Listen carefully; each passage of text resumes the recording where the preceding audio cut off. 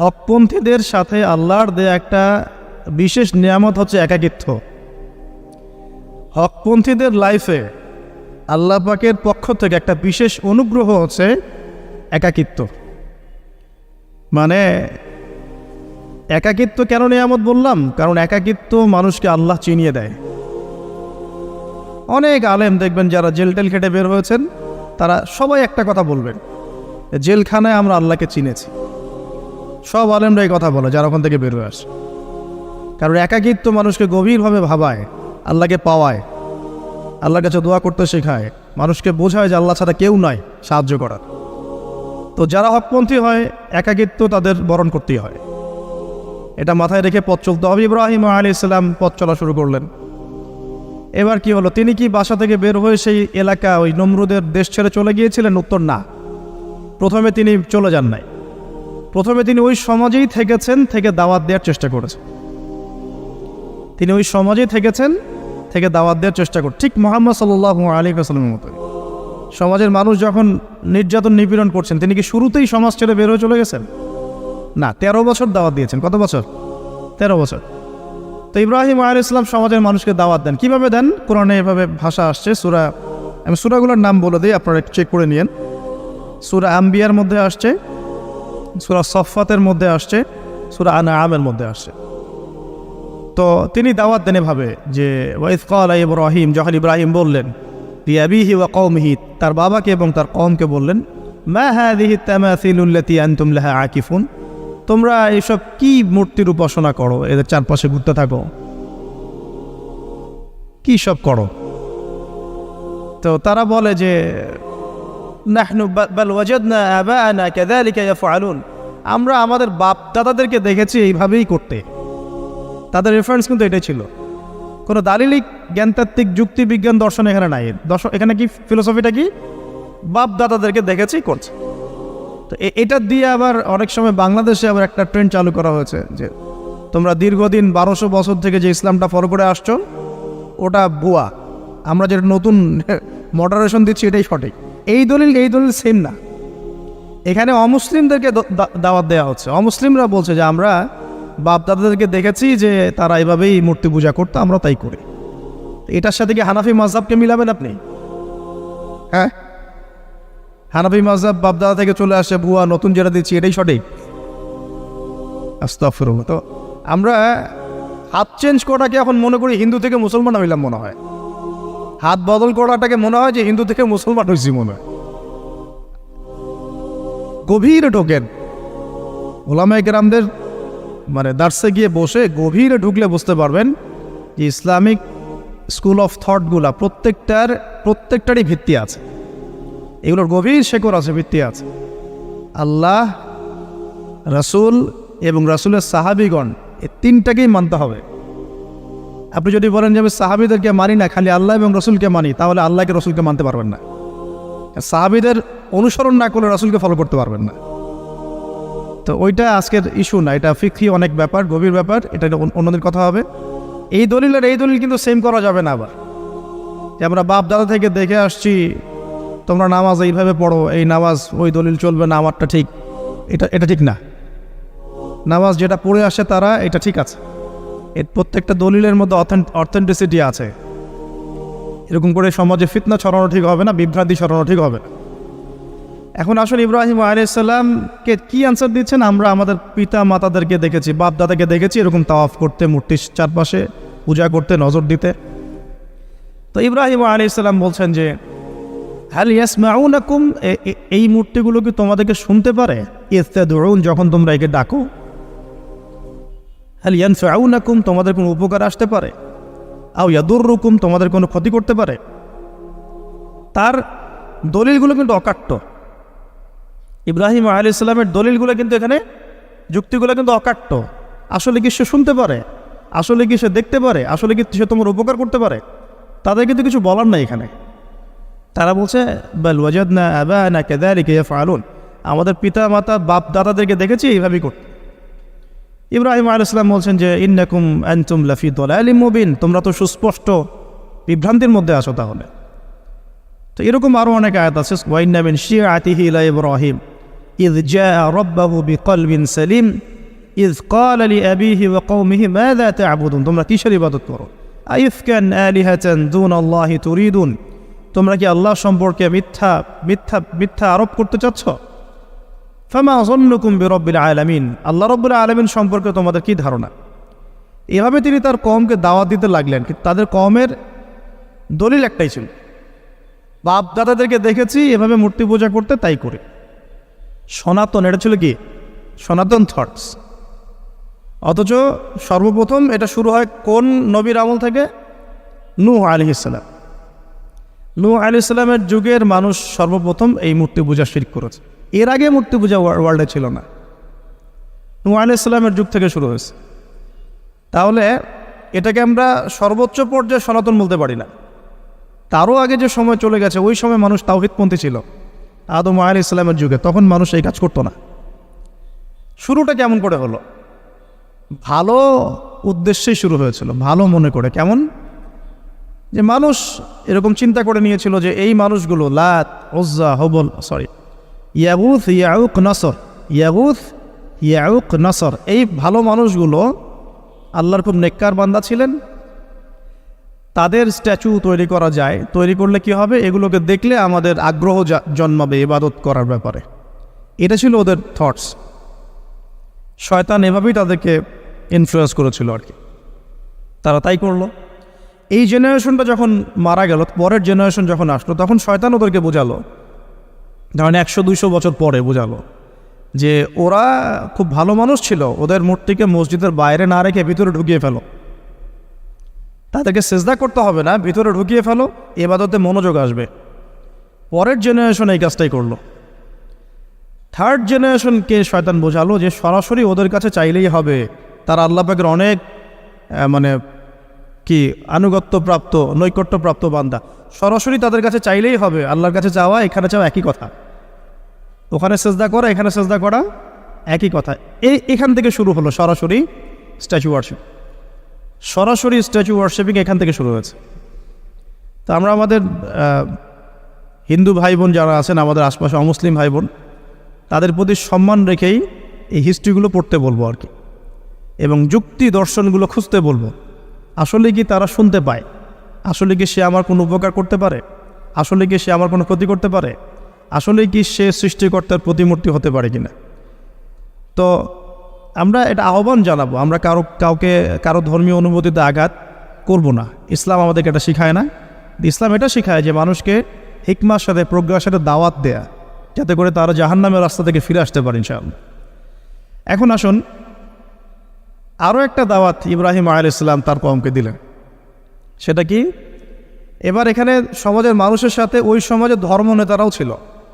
সমাজে কিন্তু কয়েক শ্রেণীর মানুষ থাকে, মানে সামাজিক নেতা, ধর্মনেতা, রাষ্ট্রনেতা।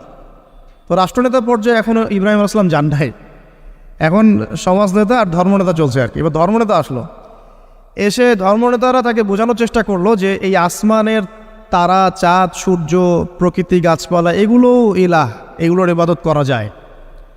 এই ঘটনা আল্লাহ রাব্বুল আলামিন সূরা আনআমের মধ্যে বলেছে। তো ইব্রাহিম আলাইহিস সালামকে তারা দেখাচ্ছে, এটা আরবীয় একটা কাব্যিক ভাষায় কোরআনে এসেছে, চমৎকার ভাষায়, যে ফালাম্মা জান্না আলাইহিল লাইল, যখন তার উপর রাত আচ্ছাদিত হলো, রাআ কাওকাবা, তখন ইব্রাহিম আলাইহিস সালাম কি দেখলেন? আকাশে তারা দেখলেন। ঠিক আছে, তারা মূর্তি পূজার এখানেই আছে, ধর্মনেতারাও এখানেই আছে। তো তিনি বলছেন হাযা রব্বি, এটা আমার রব। ফালাম্মা ফালা, যখন তারকাগুলো অস্তমিত হলো, ক্বালা লা উহিব্বুল আফিলিন, আমি তো অস্তমিত যাওয়া জিনিসকে পছন্দ করি না। রব তো অস্তমিত যাবে না, এখানেও যুক্তি লাগবে, তো আমার ফিলোসফি লাগবে, আমার এখানে দর্শন লাগবে, এখানে তো আমাকে মানে প্রজ্ঞা দিয়ে বোঝাতে হবে। এটা তো অস্তমিত হয়ে গেল, এটা তো রব হতে পারে না। ফালাম্মা রাআল কামারা বাযিগান, যখন সে চাঁদকে দেখলো জলজল করছে একদম। আর এখনকার চাঁদ দেখা আগের চাঁদ দেখা তো এক না, এখন তো আমরা চাঁদের আলোই খুঁজে পাই না, তখনকার চাঁদ তো অন্যরকম। তো বাযিগান মানে জলজল করছে, তখন তিনি বললেন হাযা রব্বি, এটা আমার রব। তখন ফালাম্মা ফালা, যখন এটাও অস্তমিত হয়ে গেল, তিনি বলছেন লাইল্লাম ইয়াহদিয়ানি রব্বি লাকুনান্না মিনাল কওমিদ দাল্লিন, আল্লাহ যদি আমাকে হেদায়েত না দেন তাহলে আমি এই দল্লিনদের অন্তর্ভুক্ত হয়ে যাব। ইব্রাহিম আলাইহিস সালাম বলছেন ফালাম্মা রাআ শামসা বাযিগাতান, যখন এবার সূর্যকে দেখলেন দিনের বেলা, এটা তো আরও বড়, হাযা রব্বি হাযা আকবার, এটা আমার রব, এটা সবচেয়ে বড়, হাযা আকবার, এটা সবচেয়ে বড়। ফালাম্মা আফালাত, এটা যখন অস্তমিত হয়ে গেল, তখন তিনি বলছেন এই কথাটা যে ইয়া কওমি ইন্নী বারিউম মিম্মা তুশরিকুন, হে আমার কওম, তোমরা যেগুলোকে দিয়ে আল্লাহর সাথে শরিক করছো, এখান থেকে আমি আমার চেহারাকে ফিরিয়ে নিলাম। সুবহানাল্লাহ। তখন তিনি এই কথাটা বলেন, ইন্নী ওয়াজ্জাহতু ওয়াজহিয়া লিল্লাযী ফাতারাস সামাওয়াতি ওয়াল আরদা হানিফাও ওয়া মা আনা মিনাল মুশরিকিন, আমি আমার চেহারাকে ফিরিয়ে নিচ্ছি এই আসমান সমূহ এবং জমিনের সৃষ্টিকর্তার দিকে, এবং আমি মুশরিকদের অন্তর্ভুক্ত নই। ইন্না সলাতি ওয়া নুসুকি ওয়া মাহইয়ায়া ওয়া মামাতি লিল্লাহি রাব্বিল আলামিন, আমার সলাত, আমার কুরবানি, আমার স্যাক্রিফাইস, আমার জীবন, আমার ফুল লাইফ, আমার মৃত্যু, সব কিছু কার জন্যে? জগৎসমূহের প্রতিপালক আল্লাহর জন্যে। লা শারীকা লাহু, তার কোনো শরিক নাই। ওয়া বিযালিকা উমিরতু, এই একনিষ্ঠভাবে তার ইবাদত করার জন্যই আমি আদিষ্ট হয়েছি।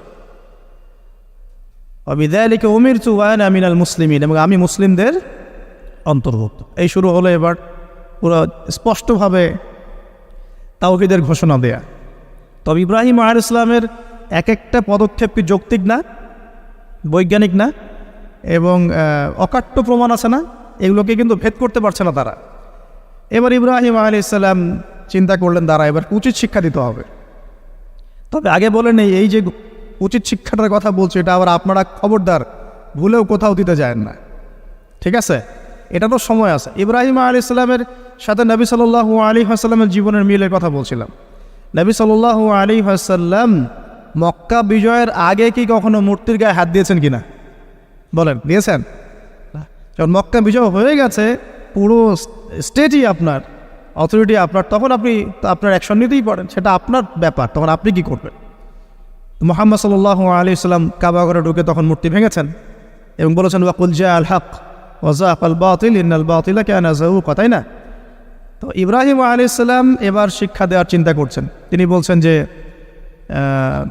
যখন এরা মেলাতে যাবে, ওই উৎসবে যাবে, তখন আমি এদেরকে দেখে নিব। এটাও কুরআন চমৎকারভাবে বলেছে যে ইয ক্বালা লিআবিহি ওয়া কওমিহি মাযা তা'বুদুন আইফকান আলিহাতান দুনাল্লাহি তুরিদুন ফামা যান্নুকুম বিরাব্বিল আলামিন। হ্যাঁ, ফারাগা ইলা আলিহাতিহিম ফাকালা আলা তা'কুলুন।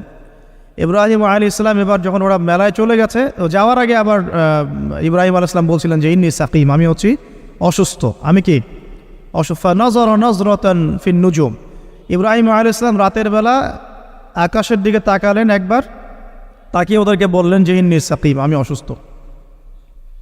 এটা কৌশল, আমি অসুস্থ, এটা কৌশল।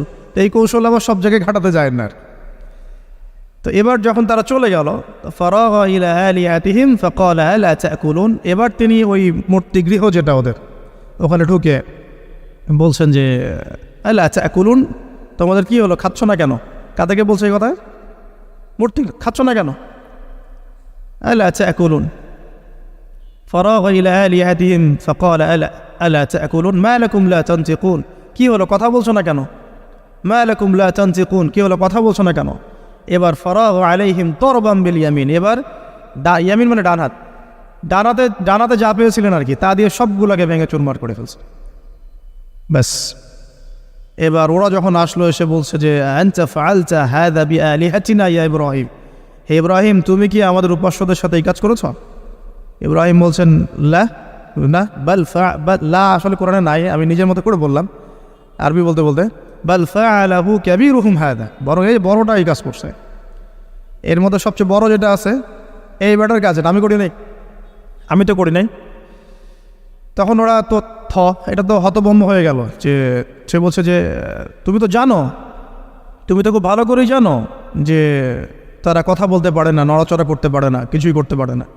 তখন তিনি বললেন, তাহলে তোমরা কেন এমন ইলাহের উপাসনা করো যে কথাও বলতে পারে না, শুনতেও পারে না, দেখতেও পারে না, তোমার উপকারও করতে পারে না, ক্ষতিও করতে পারে না? কিন্তু এবারও কিন্তু যুক্তি নাই কোনো, তাদের কাছে কোনো দলিল নাই, কোনো প্রমাণ নাই, কোনো যুক্তি দর্শন কিচ্ছু নাই। এবার শুরু হলো জুলুম। জালেমের কাজ কি? যুক্তি, জ্ঞান, দর্শন, বিজ্ঞান এগুলো দিয়ে যখন পরাস্ত, এগুলো দিয়ে পারছি না, এবার পেশি শক্তি, এবার কি পেশি শক্তি, ব্যাস এবার পেশি শক্তি। ইব্রাহিম আলাইহিস সালামকে নিয়ে যাওয়া হচ্ছে নমরুদের দরবারে। এবার চলো, এবার তোমার আজকে খবর আছে। এবার পুরো রিমান্ড হবে 7 দিনের। একদিন রিমান্ড হলেই অবস্থা খারাপ হয়ে যাওয়ার কথা। তো ইব্রাহিম আলাইহিস সালামকে এবার নিয়ে যাচ্ছে ধরেন নমরুদের কাছে। কি যে হবে আল্লাহ ভালো জানেন। ইব্রাহিম আলাইহিস সালাম যখন যাচ্ছেন তখন কি তিনি জানতেন যে আল্লাহ পাক তাকে আগুন থেকে বাঁচাবেন? এই ঘটনা যে ঘটবে তিনি কি জানতেন? আচ্ছা, আমরা না হয় জানি যে এমনটা হয়েছিল। ইব্রাহিম আলাইহিস সালাম ওই সময় তো আর জানতেন না যে কী হতে যাচ্ছে। তার মানে তার ওই সময় তার ইমানের তেজ, তার স্থিরতা, ইস্তেকামা এবং তাওয়াক্কুল কত বেশি ছিল। তাকে নিয়ে যাওয়া হচ্ছে। এবারে নমরুদের সামনে দাঁড় করিয়ে নমরুদ এবার একটু মজা নিয়ে জিজ্ঞাসা করলো যে কে তোমার রব? ওই কবরের প্রশ্ন করার মতো, মান রব্বুক, তোমার রব কে? তো ইব্রাহিম আলাইহিস সালাম বলছে রব্বি আল্লাযী ইউহয়ী ওয়া ইউমীত, আমার রব তিনি যিনি জীবন দেন মৃত্যুও দেন। এবার নমরুদ বলছে ক্বালা আনা উহয়ী ওয়া উমীত, আমি তো জীবন দিই আর মৃত্যু দেই। কীভাবে? একজন এই যাবজ্জীবনপ্রাপ্ত আসামিকে ডেকে নিয়ে ছেড়ে দিল, দিয়ে বললো যে জীবন দিলাম। আর একজন আসামিকে ডেকে তৎক্ষণাৎ মৃত্যুদণ্ড দিয়ে মৃত্যু দিলাম। তো ইব্রাহিম দেখলেন আলাইহিস সালাম এ তো মোটা বুদ্ধির মানুষ, কারণ যে যত বড় জালেম হয় তার বুদ্ধি তত মোটা হয়, কিন্তু এটা মাথায় রাখবেন। ফেরাউনের মতো জুলুম মানুষের বুদ্ধি লোপ করে দেয়, আর শিরক মানুষের মধ্যে ভয় সঞ্চার করে। যখন আপনি শিরক করতে থাকবেন মনে খুব ভয় কাজ করবে। এবং মুশরিক বাহিনী কখনো ইসলামের বিজয় লাভ করতে পারে নাই। যে মুসলিম সেনাবাহিনীর মধ্যেও শিরক ছিল না, ওরা যুদ্ধের মাঠে পরাজিত হয়ে গেছে। ইতিহাস ঘাটবেন, মুসলিম যে সেনাবাহিনীর মধ্যে শিরক ছিল ওই সেনাবাহিনী পরাজিত হয়ে গেছে। আবার অল্প গুটি কয়েক সেনাবাহিনী তারা তাওহীদপন্থী ছিল, তারা জয়লাভ করেছে। ইতিহাস ঘেটে দেখবেন। তো জুলুম কি করে বুদ্ধি লোপ পায়? নমরুদের বুদ্ধি লোপ পেয়ে গেল। তো ইব্রাহিম আলাইহিস সালাম বলছেন রব্বি আল্লাযী ইউহয়ী ওয়া ইউমীত, এ তো এটা বুঝলো না। তাহলে ইন্নাল্লাহা তাআলা ইন্নাল্লাহা ইয়াতি বিশ-শামসি মিনাল মাশরিক ফাতি বিহা মিনাল মাগরিব। ইব্রাহিম আলাইহিস সালাম বলছেন যে আল্লাহ রাব্বুল আলামিন, আমার আল্লাহ, তিনি পূর্ব দিক থেকে সূর্য ওঠান। তো তুমি যদি ইলাহ হয়ে থাকো তাহলে পশ্চিম দিক থেকে উঠাও। এটা আরো বড় অকাট্য দলিল হলো। তার অবস্থাটা আল্লাহ ব্যাখ্যা করছেন এভাবে, আল্লাহ বলছেন ফাবুহিতাল্লাযী কাফার, কাফের একদম হতভম্ব হয়ে গেল। একদম হতভম্ব হয়তো লাভ নাই, পেশি শক্তি আছে আমার। তোমার যুক্তি, বিজ্ঞান, দর্শন, থিওরি তো আমার দরকার নাই। তোমার দিনের জ্ঞানের এলিমেন্ট তোমার দরকার নাই। তোমার ওয়াজ নসিহতের আমার দরকার নাই। আমার কাছে কি আছে? পেশি শক্তি আছে। পিঠায় সব সিধা করে ফেলা হয় একেবারে। ব্যাস ইব্রাহিম আলাইহিস সালামের জন্য বলছে হাররিকুহু ওয়ানসুরু আলিহাতাকুম, একে জ্বালায় দাও, পুরায় দাও, একে জ্বালায় পুরায় দাও, তোমাদের ইলাহদেরকে সাহায্য করো। আল্লাহ পাক অন্য জায়গায় বলছেন যে ফাআরাদু বিহি কাইদান ফাজআলনাহুমুল আসফালিন, তারা ইব্রাহিম আলাইহিস সালামকে একটা বিশেষ বড় একটা কৌশল করলো। এই কৌশলটা কি ছিল? তাকে অগ্নিকুণ্ডের মধ্যে ফেলে দেওয়ার একটা চেষ্টা করলো, আগুন জ্বালিয়ে রাখলো। বলা হয় 40 দিন, এগুলো হিস্ট্রি বা তাফসীরগুলোতে আসছে। আমি just Quran text to the point বলছি। তো আগুন দাউ দাউ করে জ্বলতে লাগলো। ওই ব্যাবিলন, ওখানকার সব মানুষ দেখছে বিষয়টা। তো ইব্রাহিম আলাইহিস সালামকে ফেলে দেওয়া হবে। দেখেন, যখন ফেলে দেওয়া হবে তখন কি ইব্রাহিম জানতেন যে তিনি আগুনে পুড়বেন না? তিনি তাহলে প্রস্তুত ছিলেন। তিনি তখন জীবন দেওয়ার জন্য প্রস্তুত ছিলেন। ঠিক আছে। এখন তাকে ফেলে দেওয়া হচ্ছে, ঠিক ওই সময়ে জিবরাইল আলাইহিস সালামের আগমন। সুবহানাল্লাহ। তিনি এসে বলছিলেন যে আমার কাছে কোনো হাজত আছে নাকি আপনার? তখনও ইব্রাহিম আলাইহিস সালাম বলেছেন আপনার কাছে আমার কোনো হাজত নাই। হাসবি আল্লাহ ওয়া নি'মাল ওয়াকিল, এই যে কথাটা আমরা বলি, হাসবুন আল্লাহ ওয়া নি'মাল ওয়াকিল, হাসবি আল্লাহ ওয়া নি'মাল ওয়াকিল। ইব্রাহিম আলাইহিস সালাম বললেন আল্লাহ আমার জন্য যথেষ্ট এবং তিনিই আমার উত্তম কর্মবিধায়ক। ব্যাস। এরকম মোমেন্টে বান্দা যখন আল্লাহকে এভাবে চাবে, আল্লাহ রাব্বুল আলামিন না এসে পারবেন? কখনই পারবেন না ইনশাআল্লাহ তাআলা। তখন আল্লাহ রাব্বুল আলামিনের আদেশ চলে আসলো, ইয়া নার, হে আগুন, কুনি বারদান ওয়া সালামান আলা ইব্রাহিম, ইব্রাহিমের জন্য ঠান্ডা হয়ে যাও, শীতল ঠান্ডা হও। মানে খুব শীতল না, আবার আরামদায়ক শীতল ঠান্ডা হয়ে যাও। সুবহানাল্লাহ।